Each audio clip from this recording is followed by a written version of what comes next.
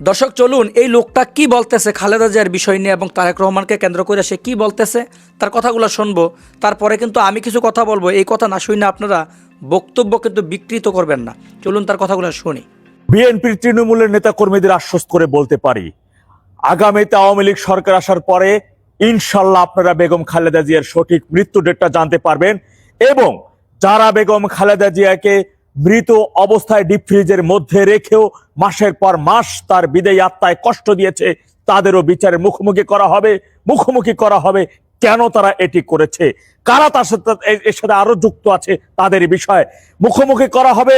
সেদিন কেরোসেনা কুঞ্জে তাকে তার ব্যক্তিগত চিকিৎসক যেতে কড়াভাবে নিষেধ করা পরও তাকে কেন সেনা কুঞ্জে নেওয়া হয়েছিল, ডেভিল ইউনূসকে সেই জবাবদিহি করতে হবে।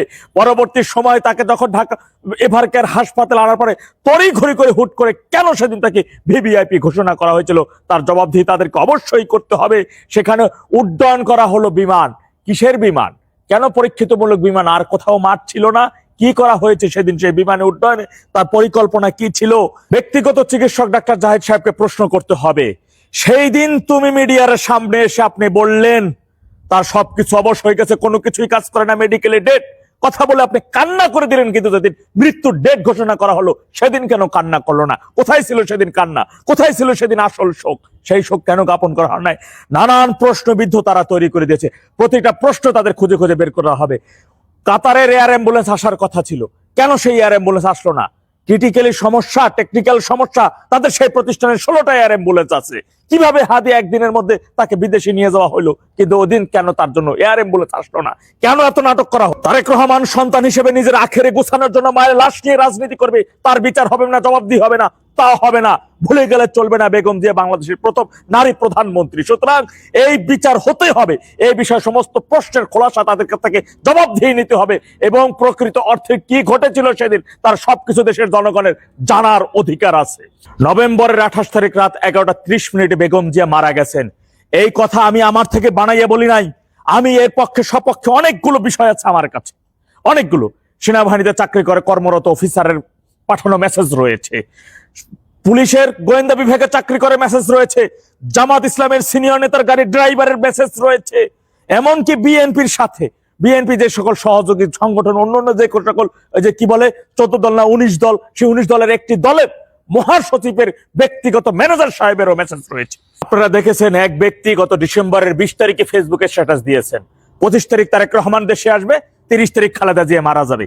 আপনারা দেখেছেন 30 তারিখ রাত 2:30টার দিকে একেবারে নির্ভরযোগ্য সূত্রের মাধ্যমে আমাকে জানিয়েছে যে ভাই তারেক রহমান মানে একেবারে সিদ্ধান্ত নিয়েছেন অফিসিয়ালি ভাবে আজকের মধ্যে তিনি তারেক বেগম জিয়ার মৃত্যুর ডেট ঘোষণা করবেন বা মৃত্যু ঘোষণা করবেন।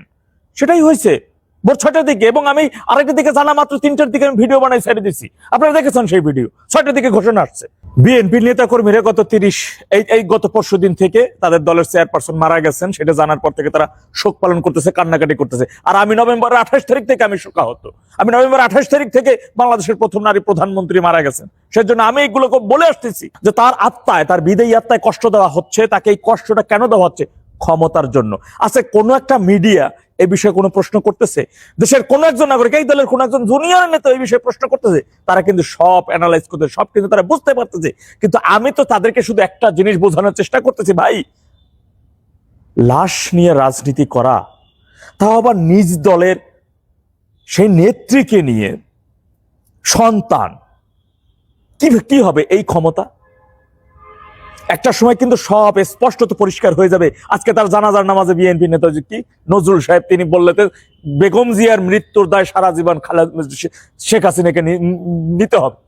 তারপর বর্তাইছেন না, সেই দায় কিভাবে দিতেছেন সেটা অন্য বিষয়ে আলোচনা করবো, কিন্তু আমি বলে রাখতেছি, কিন্তু এটা চিরন্তন সত্য, তার চিকিৎসা এবং মৃত্যু পরবর্তী সময়ে তার বিদায়ী আত্মায় কষ্ট দেওয়া, মাসের পর মাস ডিপ ফ্রিজের মধ্যে ভরে রাখা, এই দায় বিএনপিকে নিতে হবে, এই দায় ডেভিল ইউনূসকে নিতে হবে, এই দায় বিএনপির এই যে সিনিয়র নেতাদের অবশ্যই নিতে হবে এবং তাদেরকে এর জন্য কড়াভাবে জবাবদিহি করতে হবে। পাক্কা 17 বছর পরে আপনারা আজকের এই আরামায়েশ করার সুযোগ পেয়েছেন। এই আরামায়েশ করার সুযোগ কিন্তু একটা সময় থাকবে না। জবাবদিহির কাঠগড়ায় দাঁড়াতে হবে।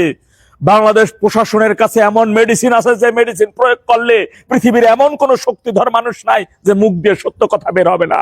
ডাক্তার জাহিদ সাহেব, ইনশাআল্লাহ আল্লাহ যেন আপনাকে সেই দিন পর্যন্ত বাঁচাই রাখে যেই দিন এই ইতিহাস, তার এই মৃত্যু পরবর্তী সময় তার সাথে ঘটে যাওয়া নরকীয় ঘটনার ইতিহাস দেশবাসী একটা দিন অবশ্যই জানতে পারবে। তাদের জানাতে হবে সঠিক ইতিহাস, কি হয়েছিল তার সাথে, কেন এমনটা করা হয়েছিল।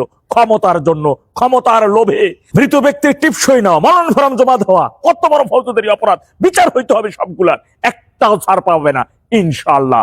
এদের বিচার হবেই হবে। এরা এমন হইতে পারে সেই বিচারের আগেই বেগম জিয়ার বিদেয়ী আত্মার অভিশাপে ধ্বংস হয়ে যাবে এই ক্ষমতাধর এই সমস্ত ব্যক্তিগুলারা, এইগুলারা এই জাতির সামনে এরা পাপী, এরা পাপিষ্ঠ, এরা অপরাধীরা, অনেক বড় ক্রাইম করেছে। এদের সার হইতে পারে না। নিশ্চয়ই দুনিয়ার বুকে ওই অভিশাপও ধ্বংস হয়ে যাইতে পারে খুব অল্প দিনের মধ্যে। এই ক্ষমতার চেয়ার ধ্বংস হয়ে যাইতে পারে, পুরো সারখার হয়ে যাইতে পারে। আফসোস আজকে হয়তো তার আর একটা সন্তান বাঁচে থাকলে এই মায়েদের এমন পরিণতি ভোগ করতে হইতো না, তার এমন অবস্থা পরিস্থিতি হইতো না। দেখেন, সে যে কথাগুলো বলছে এগুলো কিন্তু খুবই স্পর্শকাতর বিষয়। আমার বিশ্বাস হয় না যে তারেক রহমান তার মায়ের মৃত্যুর তারিখটা নিয়ে রাজনীতি করবে, এটা আমার বিশ্বাস হয় না। সে যে কথাগুলো বলছে এটা কি তাই সে কোনো তথ্য পেয়েই বলতেছে নাকি সে নিজে থেকে মন গোড়ামি কইরা মানে নিজে থেকেই বলতেছে, এটা আমার বোধগম্য না। তবে কোনো তথ্য দেওয়ার আগে সেটা ভালোভাবে যাচাই বাছাই করে তারপরে তথ্যটা সামাজিক যোগাযোগ মাধ্যমে দেওয়া উচিত। খালেদা জিয়া কিন্তু আমাদের মাঝে নাই, তিনি মারা গেছেন। আল্লাহ তাআলা তাকে বেহেশত নসিব করুক। যারা তার প্রতি অন্যায় অত্যাচার অনিয়ম করছে তাদেরকে আল্লাহ তাআলা সঠিক বুঝ দান করুক এবং হেদায়েত নসিব করুক।